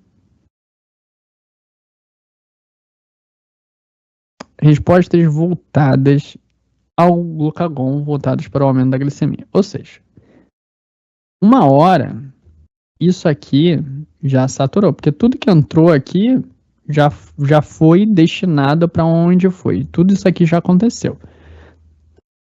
A gente já comeu, já entrou, passou tudo isso daqui e já foi. O que acontece? O cérebro está usando a glicose o tempo todo, os outros músculos também, então a glicemia vai começar a cair. Começou a cair, o fígado vai parar de produzir insulina, a insulina vai cair na corrente sanguínea. Então a gente vai sair de um estado anabólico e vai começar a entrar no estado catabólico. Menos insulina, a gente vai ter mais glucagon. Isso vai acontecer ali umas 2 horas, 3 horas depois da gente comer. Né? A gente já está num estado catabólico, estado de jejum, praticamente. Quem produz o glucagon é outra célula do pâncreas, a chamada célula alfa. É uma célula bem maior do que a célula beta, inclusive. Tá? Ela vai fazer o quê? O estímulo do aumento da glicemia. Porque o cérebro continua usando o tempo todo, a glicemia vai começar a baixar. E se ela baixar direto, o que vai acontecer? Um quadro de hipoglicemia severa que, em último caso, pode levar a gente à morte, né? A gente vai começar a sentir mal, vai começar a sentir sonolento, a gente vai desmaiar e a gente pode vir a óbito se a glicemia baixar muito. Para isso não acontecer, a gente já aprendeu, que eu já falei para vocês, que o fígado, que ele quebra o estoque de glicogênio para liberar a glicose para manter a glicemia estável, né? Como isso acontece? Isso vai acontecer por conta do glucagon. O glucagon que vai dar esse estímulo, tá? Qual vai ser os efeitos metabólicos ali, principalmente no fígado? Ele vai fazer com que aumente a degradação do glicogênio, ou seja, vai pegar o glicogênio, quebrar para ter glicose, para liberar na corrente sanguínea. Qual é a enzima-alvo do glucagon no fígado para fazer isso? Ele aumenta a atividade da glicogênio fosforilase. Se eu estou aumentando a degradação, se eu estou querendo quebrar, eu não posso ficar fazendo glicogênio, né? Eu não preciso dessa glicose para ser liberada, não para fazer glicogênio que acabou de ser quebrado. Então eu diminuo a síntese de glicogênio no fígado, para eu ter menos a glicose armazenada como glicogênio. Então ele vai diminuir a atividade da glicogênio sintase. Tá vendo que é o oposto do efeito da insulina no fígado? A insulina vai fazer o quê? O aumento da glicólise. O glucagon vai fazer o quê? A diminuição da glicólise, porque eu não quero usar essa glicose como combustível no fígado. Eu quero que essa glicose vá para a corrente sanguínea, porque o meu cérebro está precisando de glicose. Então, para ele diminuir a glicólise, ele diminui a atividade da PFK1, da fosfofructoquinase. Ele vai aumentar ali no fígado a gliconeogênese, ou seja, fazer glicose a partir de outras substâncias, né? Vai fazer a partir de aminoácidos, fazer a partir de glicerol, fazer a partir de oxalacetato, formar glicose a partir disso. E para cada um desses é uma enzima diferente. Ele vai estar mexendo nesse processo, tá? E lá no tecido adiposo, o glucagon vai ter o efeito de aumentar a mobilização dos ácidos graxos, ou seja, menos glicose ser utilizada como combustível pelo fígado e pelo músculo. Então, já que o meu fígado está liberando glicose para lá e ele diminui a glicólise, o fígado vai precisar de outra fonte de energia. Qual a fonte de energia que ele vai utilizar? Ácido graxo. De onde vai vir esse ácido graxo? Lá do tecido adiposo. O músculo também, ele vai ter menos glicose para ele, porque vai estar chegando menos glicose. O músculo precisa continuar funcionando, mesmo que a pessoa não esteja fazendo atividade física, né? A gente se move, a gente respira, a gente precisa estar os músculos funcionando. Então, ele vai precisar de outra fonte de energia. Ele vai usar o quê? Ácido graxo. Que vai ser mobilizado da onde? Lá do tecido adiposo. Tá? E ele vai aumentar a cetogênese, ou seja, fornecer a alternativa à glicose como fonte de energia para o cérebro. Então, o fígado vai começar, além de ter todo esse processo de liberar mais glicose, vai começar a formar mais corpo cetônico. Porque é a única alternativa à glicose que o cérebro consegue utilizar. Não é o suficiente para ele, ele precisa de glicose, porque se só tiver corpo cetônico não vai ser suficiente. Mas é um quebra-galho ali, né? Para diminuir a dependência de glicose. Olhando todo esse panorama aqui. Não está tendo alimento, insulina baixou, glucagon subiu. O glucagon vai estar sinalizando principalmente para o fígado, como a gente acabou de ver, né? Tudo que eu acabei de falar está demonstrado aqui, ó. Glicogênio é quebrado, formando glicogênio 6-fosfato, que é desfosforilado para poder liberar a glicose. Essa glicose vai ser usada pelo cérebro. No jejum, é para o cérebro que é onde vai, né? Porque o fígado, o tecido adiposo, os músculos estão usando o quê? Ácido graxo como fonte de energia. A glicose está indo para o cérebro, tecido nervoso. De forma alternativa, o fígado também vai produzir corpos cetônicos para poder alimentar o cérebro. Da onde vem esses corpos cetônicos? Vem da degradação de ácidos graxos, vem da degradação de aminoácidos, tá? Da onde vem esses aminoácidos? Principalmente proteínas hepáticas, mas o músculo ele também quebra suas próprias proteínas para liberar aminoácido na corrente sanguínea para o fígado poder utilizar como fonte de energia, como substrato, né, piruvato para formar glicose, mas também para formar corpo cetônico. E é todo esse processo que vai estar acontecendo, tá? E aí, isso é geralmente o que acontece. A gente se alimenta, a gente fica no estado anabólico, aumenta a insulina, passou um tempo, a gente entrou em jejum, a gente está no estado catabólico, a insulina diminuiu, o glicogênio aumentou, o glucagon aumentou, quer dizer. Mas a gente tem algumas situações especiais, como situações de estresse. O que acontece em situações de estresse? Que aí a gente pode estar até alimentado, mas aí a gente vai ter hormônios que vai ter um efeito análogo ao glucagon, ou seja, vai funcionar como se fosse o glucagon, tá?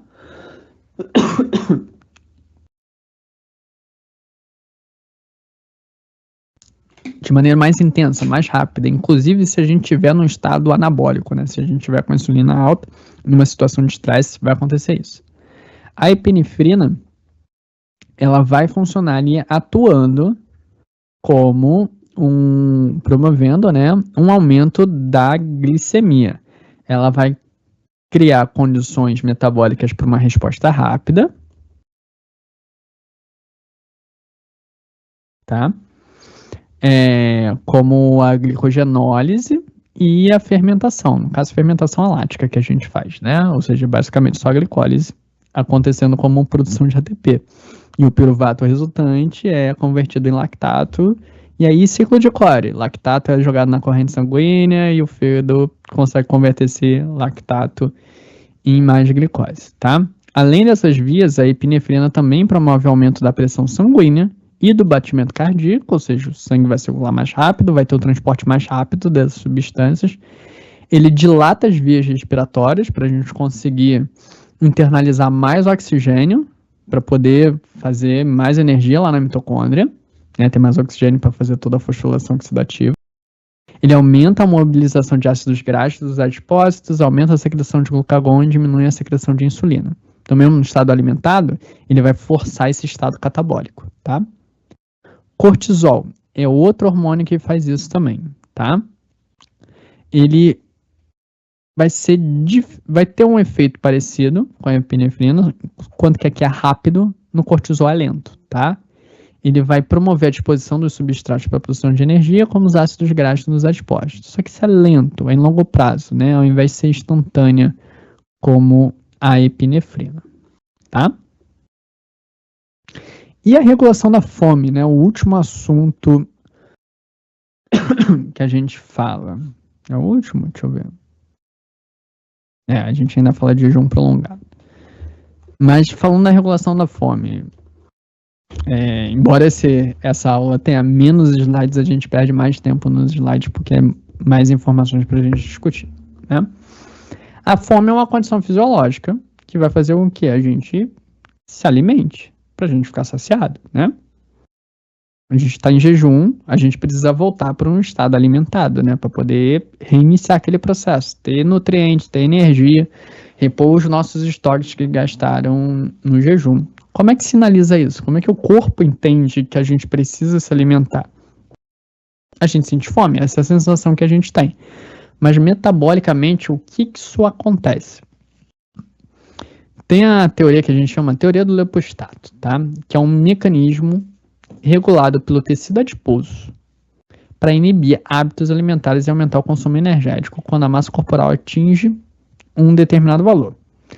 E cada vez que o indivíduo repõe a massa do tecido adiposo, há uma sinalização de inibição da fome e aumento do gasto energético.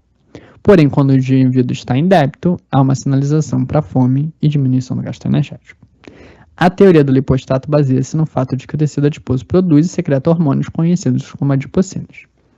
Esses hormônios têm ação direta na regulação da fome, como a leptina, que age diretamente no hipotálamo. Eu li isso daqui para a gente poder encadear melhor as ideias, tá? O que acontece? Quando a gente está naquele quadro de jejum, a gente sente fome para a gente poder alimentar e voltar para aquele estado anabólico. Quem vai ter um grande papel nisso é o tecido adiposo, tá? E a teoria do lipostato é justamente isso, o tecido adiposo entendendo quando ele volta para o normal e quando ele está depletado. Para essa regulação, ele produz hormônios, que a gente chama de adipocinas, tá? Os hormônios que a gente tem é a leptina, é uma dessas adipocinas, que vai ajudar nessa regulação, para o corpo entender que ele está com fome, tá? Quando a gente alimenta, síntese de gordura, né, no fígado, igual que a gente viu, é transportado por lipoproteína até o tecido adiposo, produz leptina, significa que, ó, tô bem, tô alimentado, tô mais com fome, né? E beta-oxidação, ao contrário. É quando a gente queima, energia e calor, tá? Como isso acontece no corpo aqui, ó? E esse esquema aqui é bem interessante pra gente ver. A gente vai ter neurônios nesse processo, tá? A gente vai ter neurotransmissores fazendo esse processo. Quais são os efeitos da leptina? Ela vai diminuir o consumo de combustível, ou seja, diminuir o gasto energético, vai diminuir o consumo de combustível, né? A gente não precisa comer tanto assim. E vai aumentar o gasto de energia, né? Porque se está entrando alimentos, tá tudo bem, né? Posso gastar de boa, não preciso estar no modo de economia de energia. Vai aumentar a pressão sanguínea e vai aumentar a frequência cardíaca e da termogênese. A gente vai armar calor nesse processo também. A ação das adipocinas e de outros hormônios, né, como a insulina, a grelina, sobre a fome está relacionada ao estímulo de dois neurônios do núcleo arqueado do hipotálamo, né? Lembra quando a gente falou na aula passada lá daquela regulação hormonal? Que a gente falou que o hipotálamo regula as glândulas do corpo e tudo isso? Então, a gente vai falar um pouquinho melhor sobre isso, né? A gente vai ter ali dentro do núcleo arqueado do hipotálamo, essa região do hipotálamo, dois tipos de neurônios. Os neurônios orexigênicos e os neurônios anorexigênicos. Os orexigênicos, eles estimulam a vontade de ingerir alimentos, porque ele vai secretar um neuropeptídeo chamado neuropeptídeo Y no sistema nervoso central. Eu vou explicar no esquema ali do lado, vai fazer mais sentido. Enquanto que os neurônios anorexigênicos é o contrário, ele vai inibir a vontade de ingerir alimentos. Acabou a fome, né? Saciedade. Pela secreção do hormônio estimulante de alfa-melanócitos, tá? Então, o que acontece? Vamos olhar de baixo para cima, tá? A gente tem órgãos ali, ó, que vai ter sinais de adiposidade, sinal de saciedade e sinal de fome, tá? O que acontece? Quando a gente está com fome, né? A gente já está num jejum, a gente tá com fome. É a sensação que a gente tem. O que o nosso corpo faz para a gente poder ter essa fome? O nosso estômago, por exemplo, ele libera um hormônio chamado grelina, né, que vai estimular a mucosa gástrica, a liberação ali do suco gástrico e tal, né, para preparar para a gente se alimentar. Isso dá fome, aquela coisa que o estômago faz, ele tem aquela contração ali, a gente sente doente, a gente está com muita fome, porque tá liberando grelina ali. A grelina, ela além de fazer toda essa questão da motilidade, de secreção do suco gástrico, ela vai aumentar a liberação desses neuropeptídeos Y ali nos neurônios orexigênicos. Ou seja, é ele que vai sinalizar ali e o nosso cérebro vai entender como essa informação.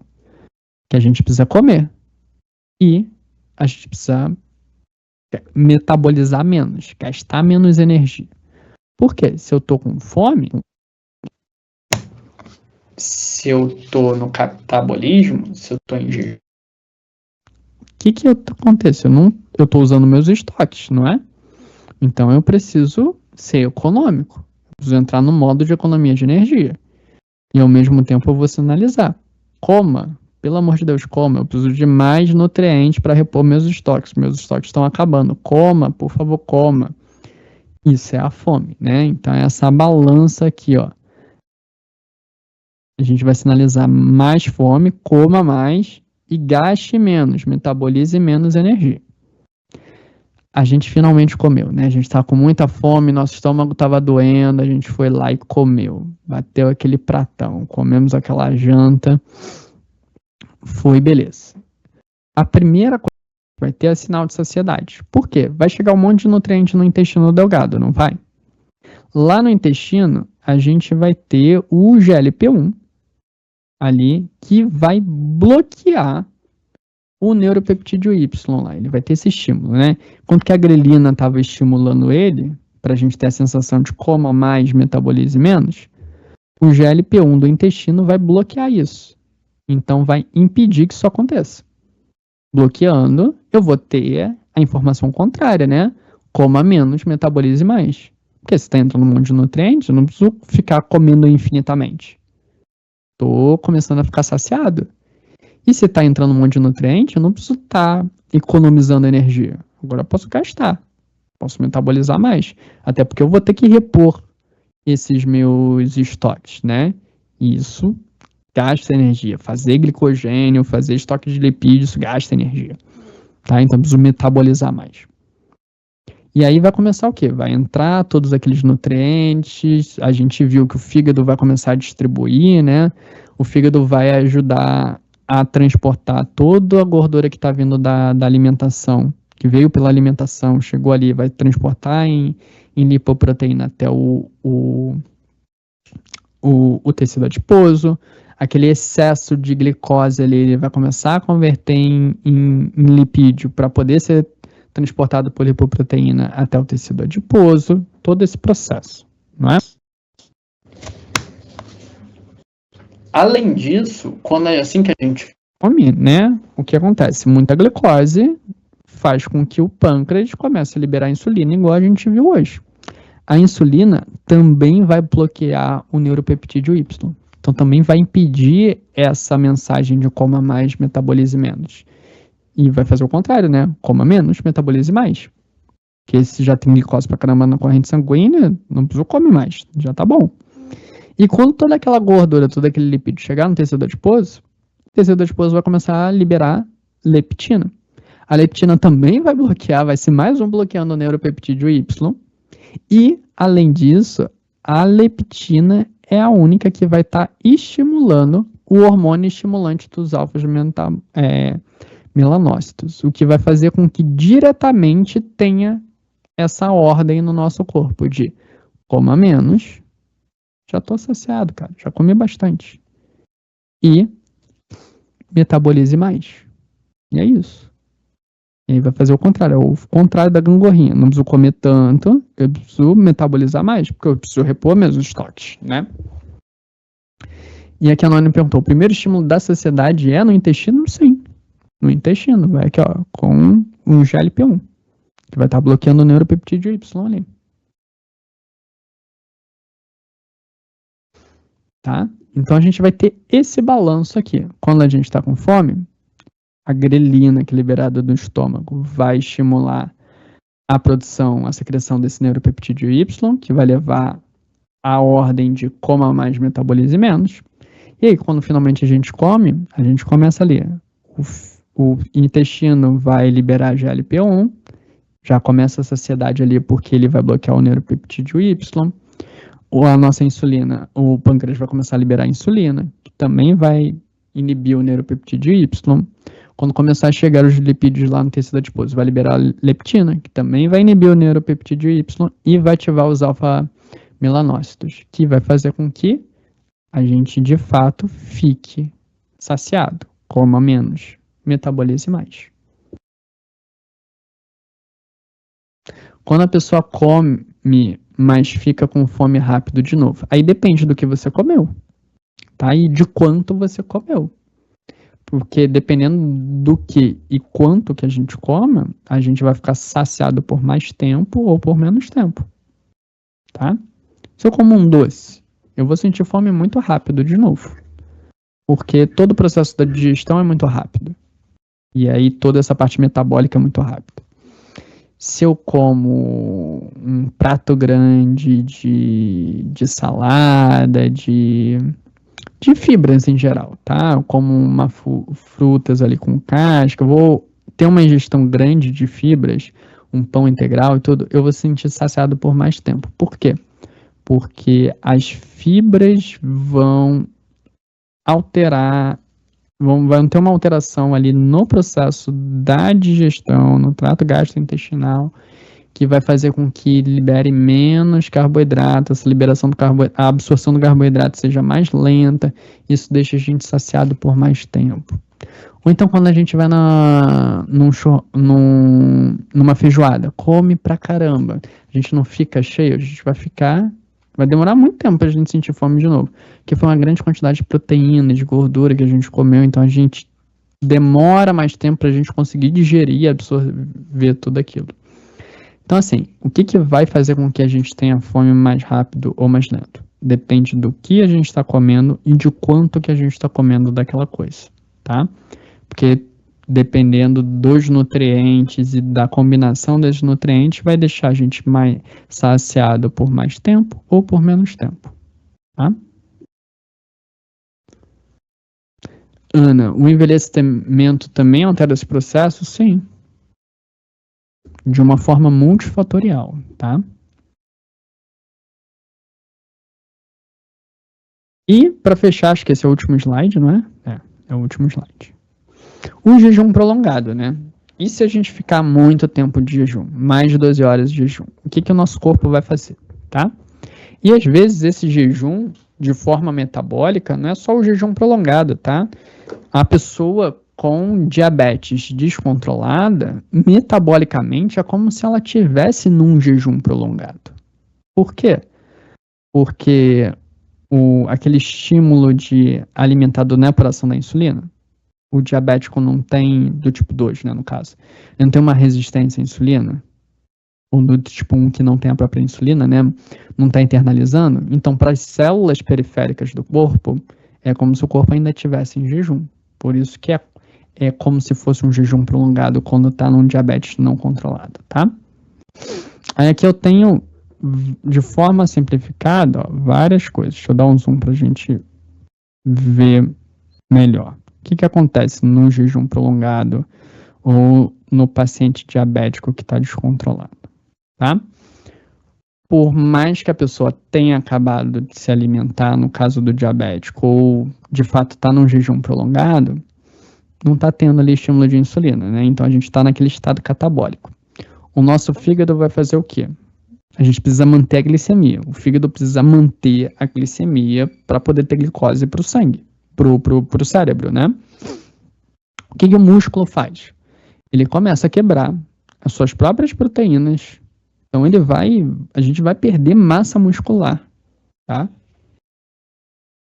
Liberando que ele vai degradar a proteína para liberar os aminoácidos, para esses aminoácidos irem pela corrente sanguínea até o fígado e fazer o quê? Gliconeogênese. Vai formar mais glicose para essa glicose ser exportada para o cérebro via corrente sanguínea, né?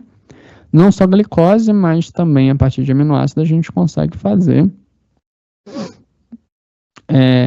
esse processo aqui, além de usar como própria energia para o próprio fígado, tá? Só que o catabolismo de aminoácidos gera amônia, que a amônia rapidamente é convertida em ureia, né? Ureia eliminada na corrente sanguínea faz com que o rim trabalhe ali, né? Tecido adiposo, ele também vai ser mobilizado. Ele vai liberar os seus ácidos graxos para poder ir para o fígado, onde esses ácidos graxos vai sofrer a beta-oxidação, formando acetil-CoA. Esse acetil-CoA, ele pode ir desviado para formar glicose, mas uma parte vai fazer o quê? ele ir para formar corpos cetônicos, tá? A Lara perguntou se eu podia falar mais sobre corpos cetônicos, é esse o momento. O corpos cetônicos, ele é um metabólito disso daqui. Esse acetil-CoA, ele é convertido em acetoacetil-CoA, que é convertido nos chamados corpos cetônicos, que o cérebro consegue utilizar eles para a produção de ATP. Ainda assim, a preferência do cérebro é a glicose, mas ele consegue utilizar. É uma forma do cérebro ter uma alternativa, né, enquanto que a glicose está ficando cada vez mais escassa, porque está acabando o estoque de glicose do corpo, tanto que o fígado está produzindo glicose a partir dos aminoácidos que vieram do músculo e de outras fontes, tá? O glicerol, quando quebra o triglicerídeo aqui, né, o ácido graxo vai virar corpo cetônico, mas o glicerol do triglicerídeo vai virar glicose pela gliconeogênese também, tá? O excesso de corpos cetônicos, porque o cérebro não usa tão bem assim os corpos cetônicos, vai para a urina também. Então, nesse processo, a gente vai estar perdendo massa muscular, tá? A gente vai estar forçando mais o fígado, porque vai estar, não só por conta desse processo metabólico, mas vai estar gerando muita ureia, e forçando mais o rim, né? Porque ele vai estar tendo que filtrar uma quantidade maior de ureia, uma quantidade maior de corpos cetônicos, por conta disso tudo, tá? E isso vai ficando cada vez pior conforme o tempo vai passando, né? A gente começa a falar de 12 horas aqui, mas isso vai aumentando o tempo, e a pessoa já está com muita fome, ela precisa se alimentar para reverter esse quadro, para voltar para aquele estado alimentado, entrar nutriente, repouso, estoques de glicogênio, voltar toda aquela parte do anabolismo linda que a gente viu, tá? Bastante coisa, né? O Antônio falou aqui. E o que acontece quando uma pessoa toma insulina e a glicemia fica oscilando? Aí depende de que pessoa está tomando essa insulina, tá? Se é uma pessoa que tem diabetes do tipo 1, ou seja, o problema da diabetes dela é por conta de não produzir insulina, então por isso que ela toma insulina, né? A insulina funciona igual. As células respondem bem à insulina, o único problema é justamente não ter insulina. Por isso que precisa injetar insulina, tá? No tipo 2, em alguns pacientes, como parte do tratamento, também se injeta insulina, para poder ajudar essa quantidade um pouco maior de insulina, dar uma compensada na resposta à insulina estar diminuída, tá? E isso pode acabar oscilando por conta disso, mas aí tem que ver cada caso a caso. O diabetes do tipo 2 é uma coisa muito complexa.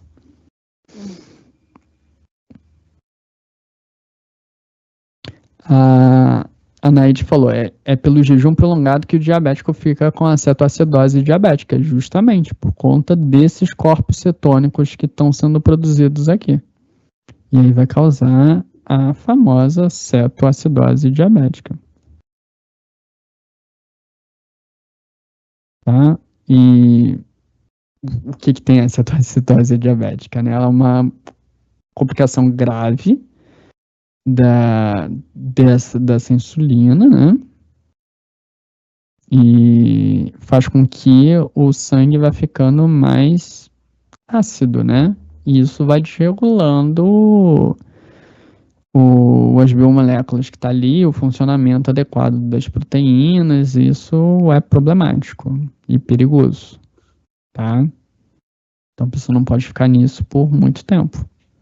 Isso vai acontecer num quadro de um diabético que está bem descompensado, está bem descontrolado, tá?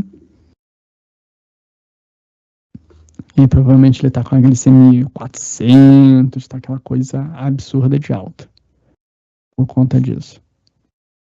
Érica falou, então quem faz jejum prolongado para auxiliar no emagrecimento está errado, mesmo orientado pelo médico? Não, assim, é possível fazer isso de forma controlada sem gerar malefícios para o corpo, tá?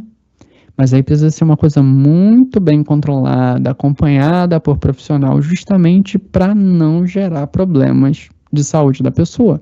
Como a gente está vendo, é muito fácil gerar um problema de saúde. Então, fazendo de forma controlada, a gente consegue efeitos positivos sem ter efeitos negativos. tá?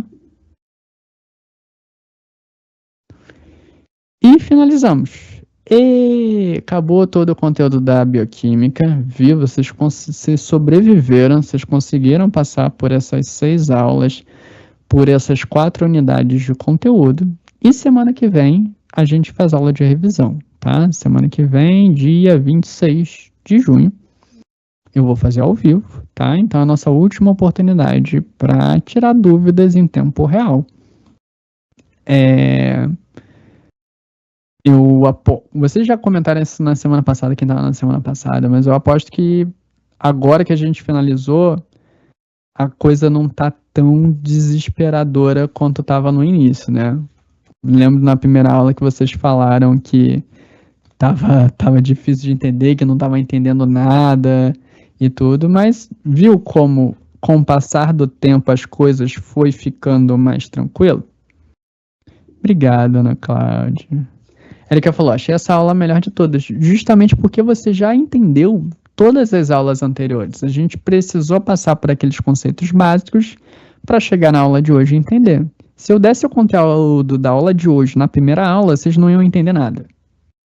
Vocês só conseguiram entender a aula de hoje porque vocês aprenderam todo o conteúdo das aulas anteriores. Mesmo que vocês não lembrem com tantos detalhes, mas vocês conseguiram entender toda aquela questão de catabolismo, anabolismo, de carboidrato, de lipídio, de proteína, de aminoácido, né? E a gente viu glicólise, a gente viu ciclo de Krebs, a gente viu sinalização hormonal e hoje a gente viu isso tudo integrado. Quando eu falei para vocês que é igual um quebra-cabeça, que no final a gente ia ver a figura formada, a aula de hoje foi ver essa figura formada, tá?